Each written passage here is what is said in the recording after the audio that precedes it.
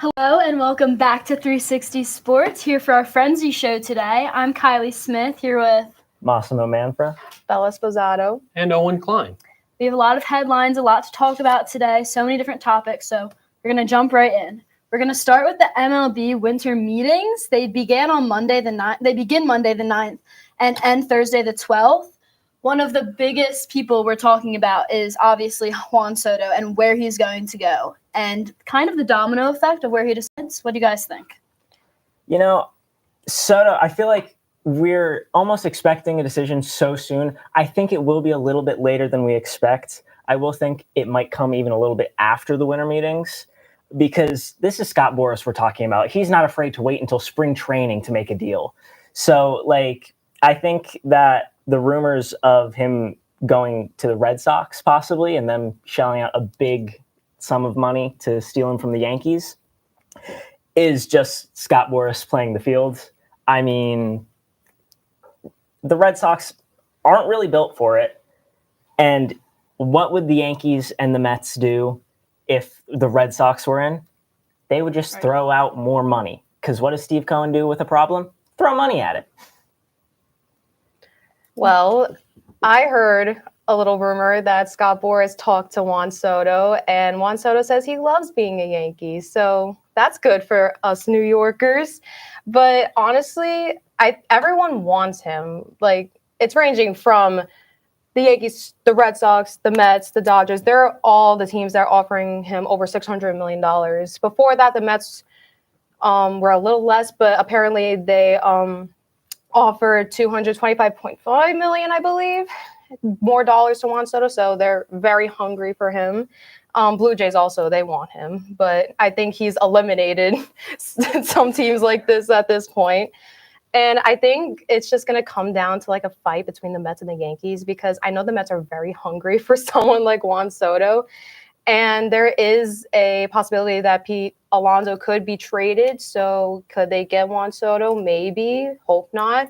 But Pete Alonso did not have a good season. Does that mean he's done being a Met? Who knows? But I think they want him to retire as a Met.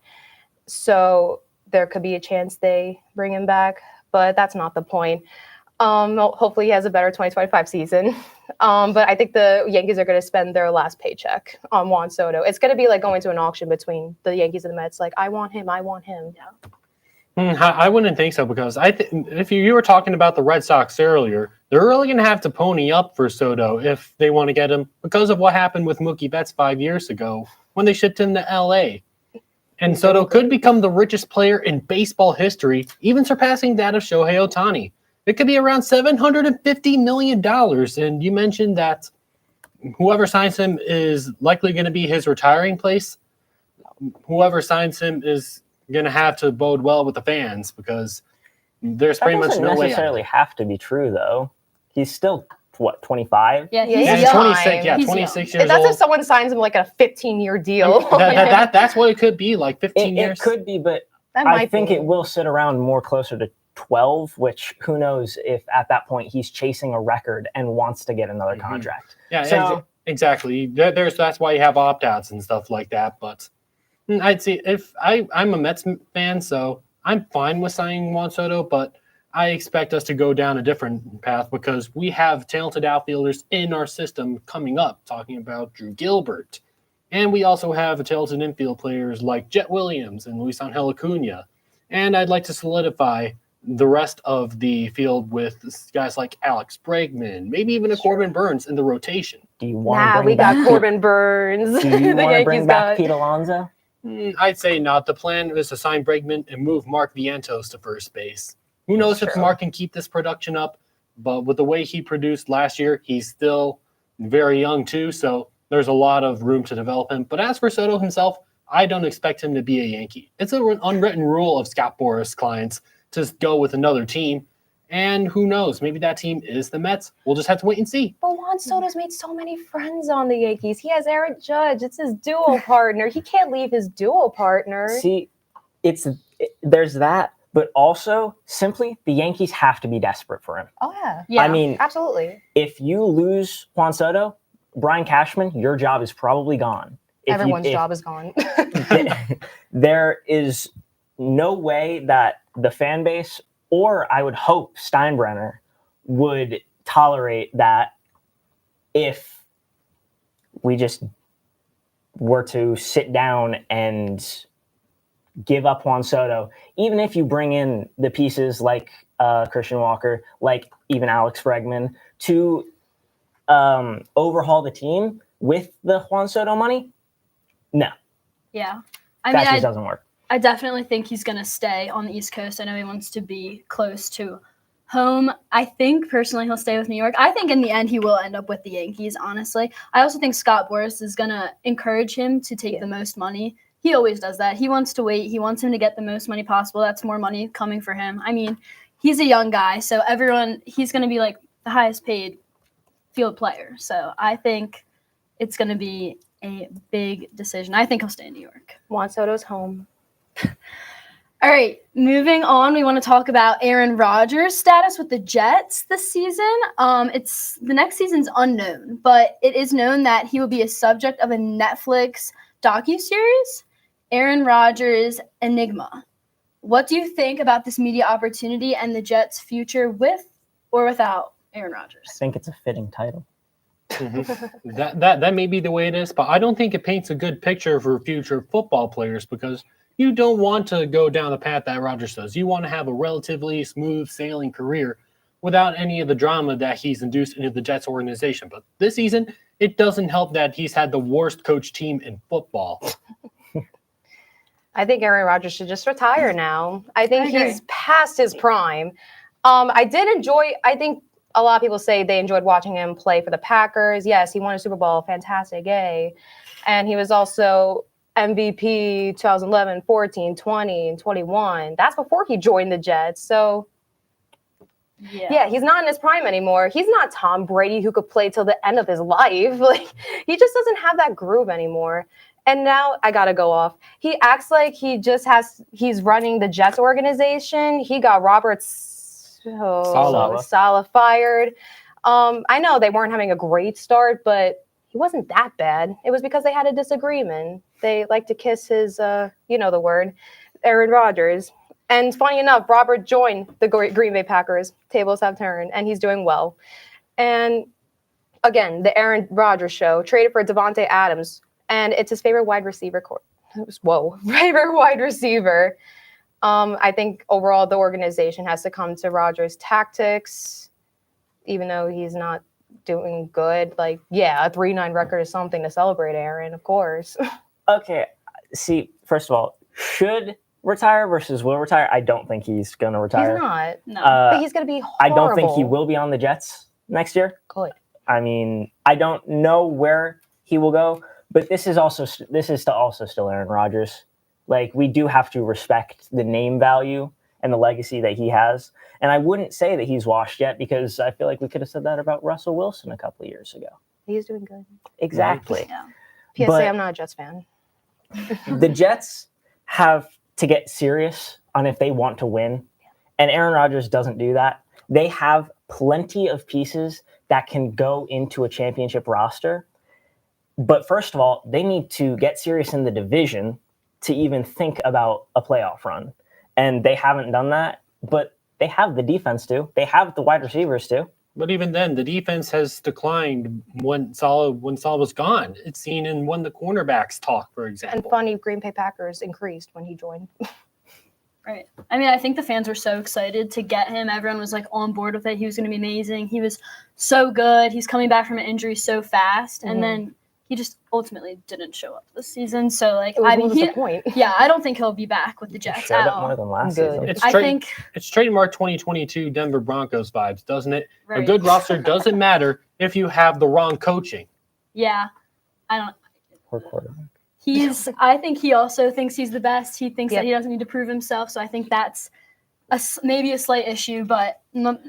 It's the Rodgers enigma. Yes, exactly. Facts. All right. Talking about athletes, maybe one of you chose Aaron Rodgers. Probably not. Absolutely gonna- not. We're gonna He's talk got no about. rhythm. We're going to talk about the Dancing with the Stars draft. As Dancing with the Stars just ended, there were so many athletes competing this season, and 3 of the athletes made it to the final.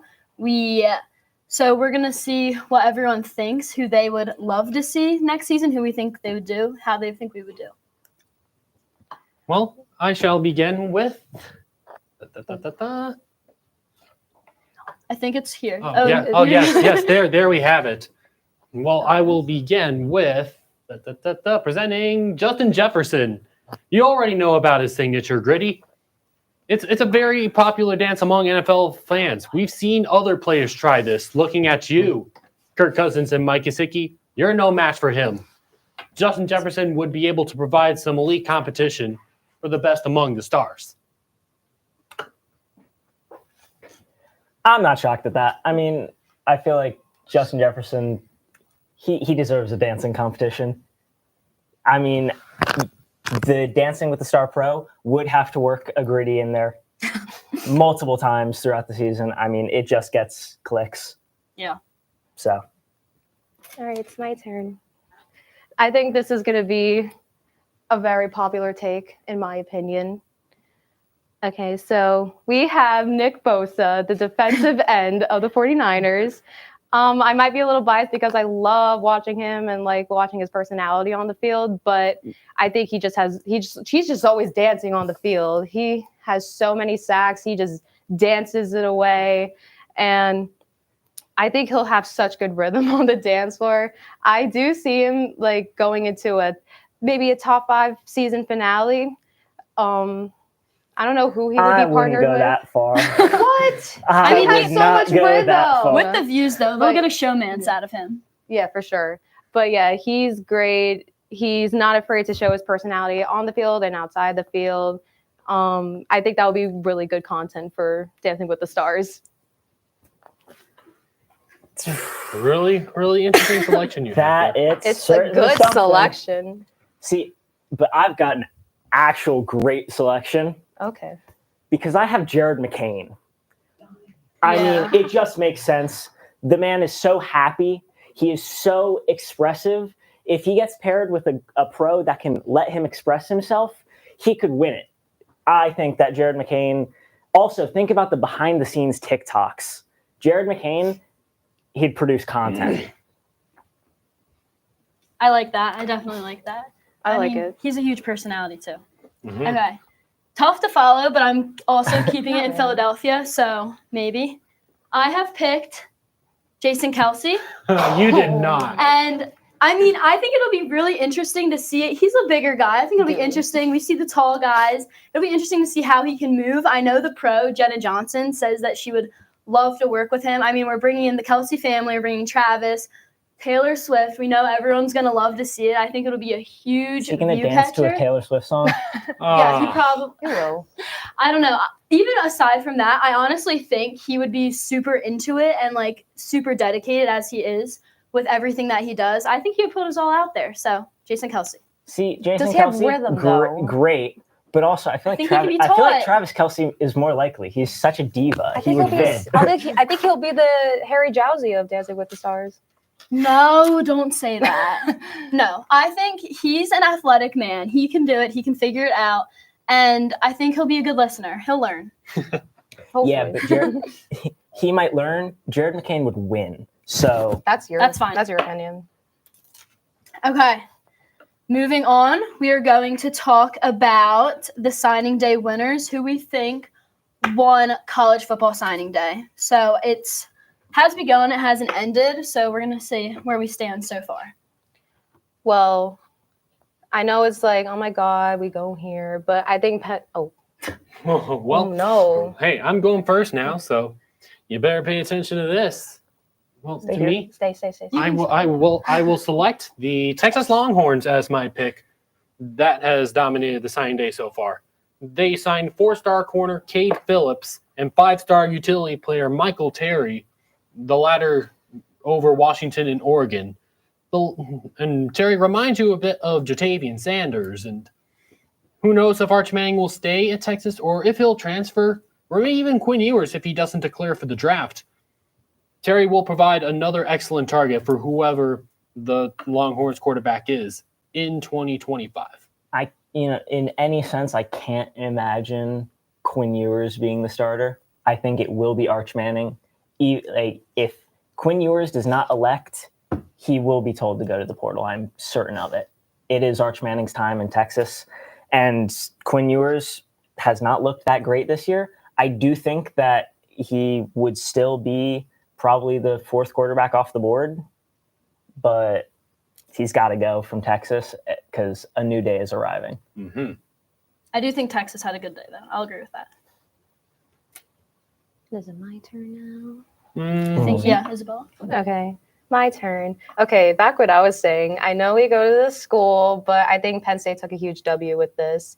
Lyric Samuel. He is from Brooklyn, so just had to put it out there. He goes to, I forgot how to pronounce this, Urashus Hall. Correct me if I'm wrong. He is ranked top 10 New York high school football players in class of 2025. He's actually ranked number 1 in New York right now.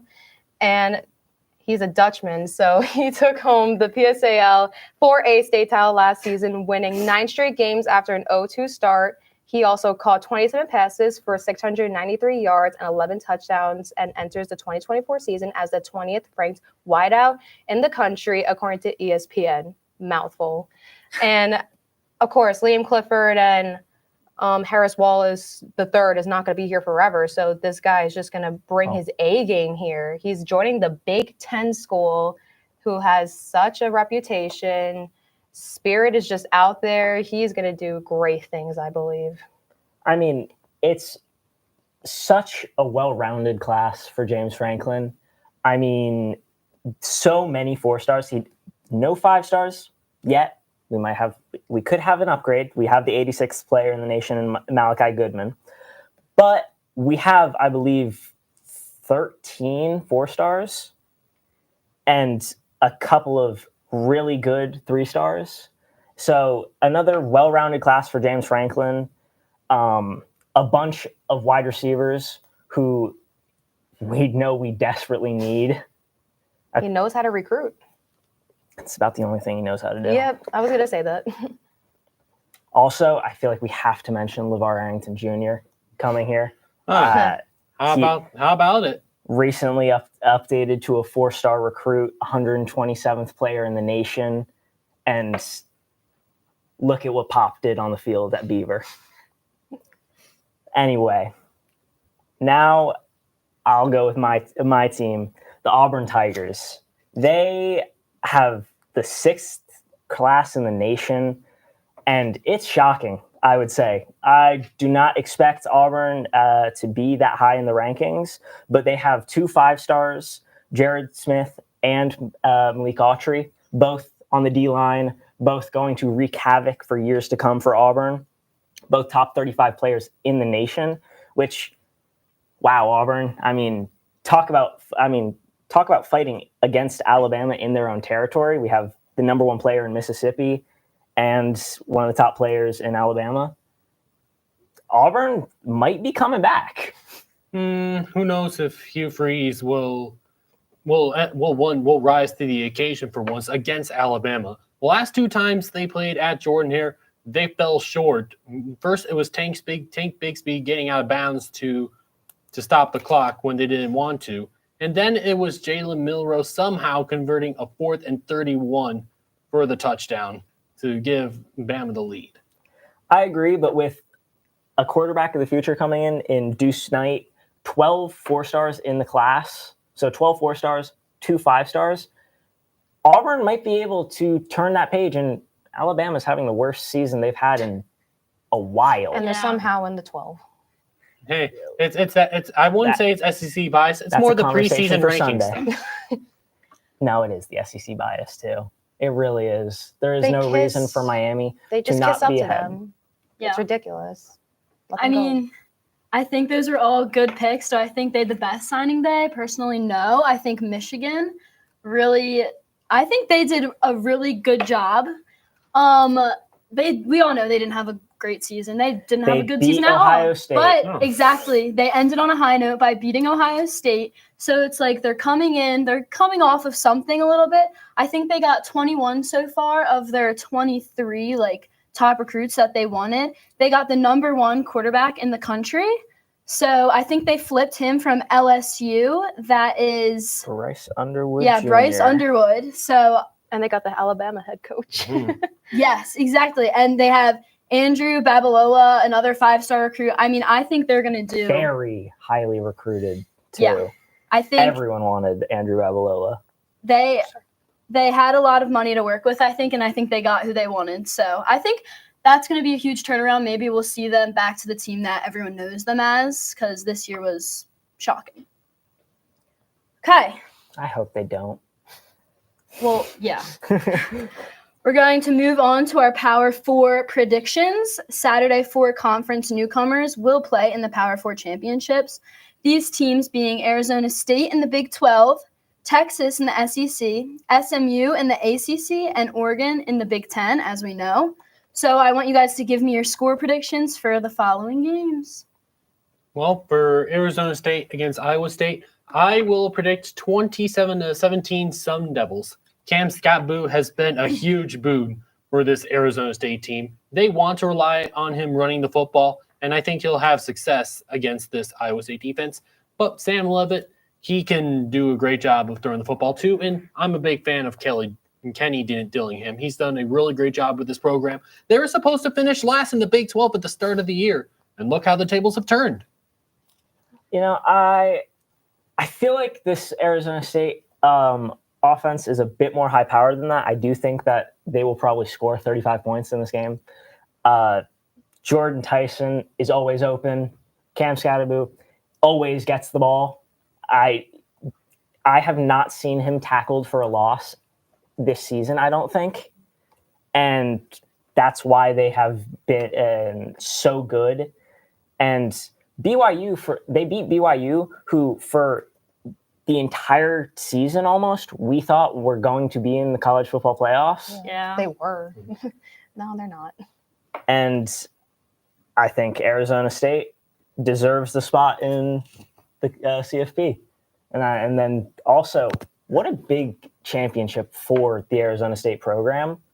I mean, so much recruiting is going to happen for Dillingham. Yeah. However, I feel bad for whoever will win this game because there's a likely chance that they'll get routed in the first round college football playoff game. I will say there will be plenty of teams hoping to face the winner of this game. Honestly, I choose Arizona State because I know they're just right there below the 12. A lot of teams would have to lose for Arizona to be in there. But I said a 36-30 because I know they're right next to each other, 15 and 16. So it might be a close game. It might not be. It's a 50-50. But Arizona State is pretty good. I do know they deserve to be up there instead of Alabama. Right. I also had Arizona State winning, a little bit of a lower scored game. I have 27-10. Arizona, I mean, I think it'll be tough, but that interesting, I'm not exactly sure. We'll see. All right, next we have number 2 seeded Texas versus number 5 seeded Georgia. What do we think? Well, in this game, it's really hard to beat a team twice in one season, maybe even 3 times if it gets down to it in the college football playoff. But in this case, Georgia won the first one, but for Texas, the ability of tackle Kelvin Banks will be crucial against the dynamic pass rushing duo of Jalen Walker and Michael Williams.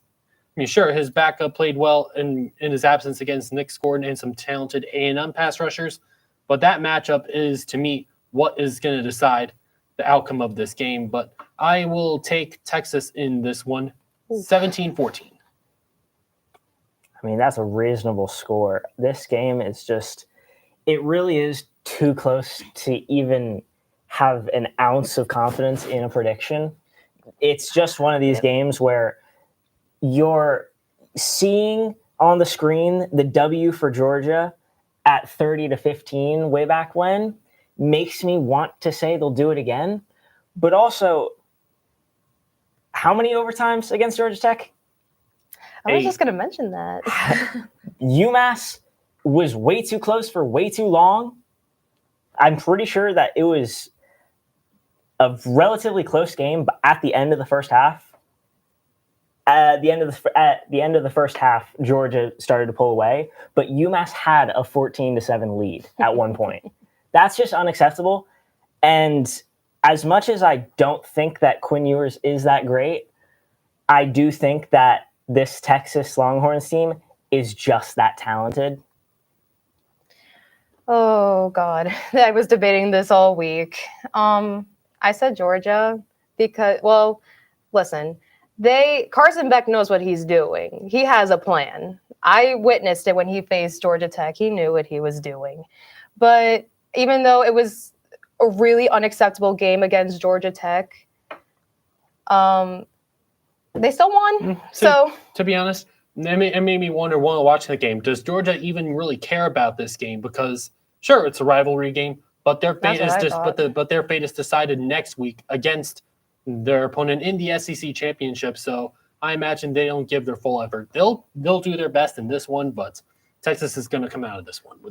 I personally put a high score for them because I think offense is just going to go ham this entire game. And I was just kind of piggybacking off the Georgia Tech game. Maybe Georgia's going to let them score like they did last game. So I gave it a 42-40. Don't come at me. I know both teams are very tough. Texas is ahead, but can Georgia beat them? Can Texas beat them? We shall see. I feel like this game runs through number 16 for Texas, both Arch Manning and Michael Taft on defense. Arch Manning, I feel like we'll get snaps in this game. We saw him have a touchdown last week, and Michael Taft has been everywhere for this Longhorns defense, and he is playing for so much more than football. Right. I mean, I think I want Texas on this. I mean, I think they're out for revenge. I think that Georgia's their only loss of the year. So they definitely don't want to come to them again. Obviously, there's so many factors in this game, obviously, with the games afterwards and like where all the standings lie. But I had it close. I think it could go overtime. I think it will go to overtime. I think it's going to be so close. I put 30-27. How many overtimes? Right. Can we beat the record? Makes me wonder why teams don't go for two after the first overtime if they're the second team to get the ball. Right. Okay. We have to move on to number 8 seed SMU versus number 17 Clemson. Well, you may think that the game against South Carolina may be a little bit of a worry for Clemson, but again, this is a game that really did not matter to them, even with it being a rivalry, because their fate in the ACC championship game depended on Miami losing to Syracuse, and that's exactly what happened. Yeah. What do you think? What score are we giving it? Well, I feel like this is gonna be really the first test for Kevin Jennings and that Mustang offense against historically one of the better defensive programs in the nation for the last 10 years. So, but I just somehow feel like Clemson's gonna pull out some magic out of their hat and win it. It's like 20-17. Yeah. I respectfully disagree. Kind of me too. I agree. SMU has played plenty of people. They have played BYU insanely close. Again, a team we thought was going to be in the CFP. Mm-hmm. They beat a ranked Louisville at the time they faced them. They beat a ranked Pitt at the time they faced them. Mm-hmm. And now Clemson, I really don't give much credit to. I don't really see a reason why to give credit to them because I mean, I don't think Dabo Swinney's that great of a coach. I don't think that Cade Klubnik is that great of a quarterback. And SMU there are two teams in college football that are undefeated in conference play. Right. And it's SMU and Oregon. Yep.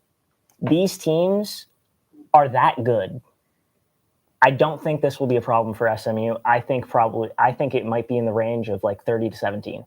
Love it. Okay. We're rapid firing from now on. I agree. Like SMU, where the heck did they come from? They just got into the playoffs. They went up there and they're undefeated. So of course you're going to think they win. Will they surprise? Who knows? I gave it a 38-28 because I think SMU is very capable of beating Clemson.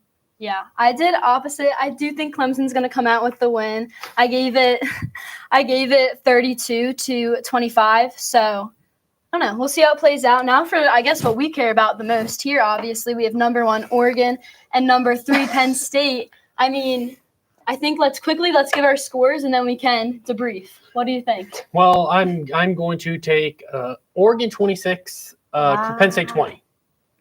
Okay. My heart is telling my brain something completely different.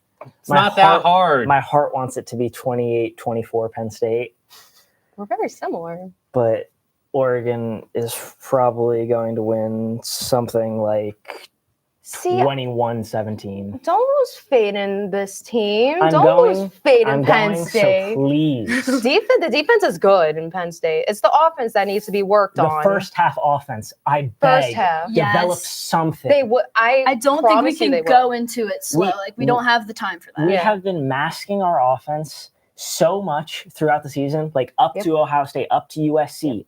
We hit it against USC. Look at what happened when we had a planned attack. Right. It went well. Yeah. Why can't we do the same thing with Oregon?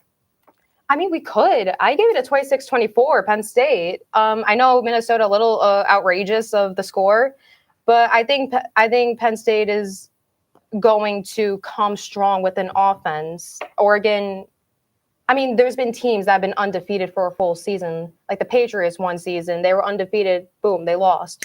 And yeah, and now Oregon's undefeated. Maybe they'll lose, and that'll be We don't. we win have a much parade in anymore. the Give me this streets. one. Yeah, I mean, I like to have faith also. I went 24-20 Penn State. I think it'll be a little bit lower. I do think defense is going to do a good job. I mean, obviously, Penn State's going to have to get going. I want to have faith in them. So that's what I have. Abdul. Okay, lastly, we're going to move on to what's happening tonight with Thursday Night Football. We have 2 of the NFC top teams facing off. We have the Green Bay Packers and the Detroit Lions. What do we think? Well, it's going to be really challenging for Detroit, especially on the defensive side of the ball where they have so many injuries they suffered the last 2 weeks. And it's going to come back to bite them against Green Bay, who has really talented offensive skill makers. But I'd like Green Bay to target Jaden Reed most often, but with the injured outside corners, maybe take a deep shot or two to Christian Watson. Interesting. You know, I feel like so many injuries for the Lions, all that. I still feel like they're going to win. I understand how good Jordan Love is. I think that they're really good. I think Xavier McKinney, former Giant, is so good. I miss you. But Sonic, Knuckles, the goofball at quarterback, and a guy with Egyptian gods for a name is kind of unfair. Oh, yeah, and Sam Laporta and Penei Sewell, who will score a touchdown. I predicted that Sewell would throw for a touchdown to even another tackle in that Thanksgiving game, but didn't happen. Listen, I wouldn't put it past Dan Campbell. listen. Lions, just because they have injuries doesn't mean they're going to lose. They're 11-1 right now. They have the same record as the Chiefs. They've had a fabulous season since last year. And Jared Goff, he should be very proud of himself. And I will say it could be Green Bay Packers are ahead by the second half, but not the second half. Sorry, the end of the first half. I think Lions could come back. The score could be tight. I'm going to say the score is tight for this one, and Lions win. Yeah, I agreed. I think it's going to be tight. I also have the Lions. I mean, the Lions are NFC North. I think it's like the hardest division in football right now. So I think ultimately, despite the injuries, they will come out on top. Remember when it was the NFC East? That was a fun time. Miss it. Do we have score predictions for that? I'm going to say 24-20 Green Bay. I think this is going to be fairly straight. 4 touchdowns and a field goal for the Lions, 31-21. You guys have scores. Oh my god. Ooh. You know what? 28-24 Lions. Yeah, 27-24 Lions also. I don't know. We'll see what happens tonight, though. Thank you guys so much for tuning in to 360 Sports. Make sure to come back next week to see all of our shows again. Thanks for watching.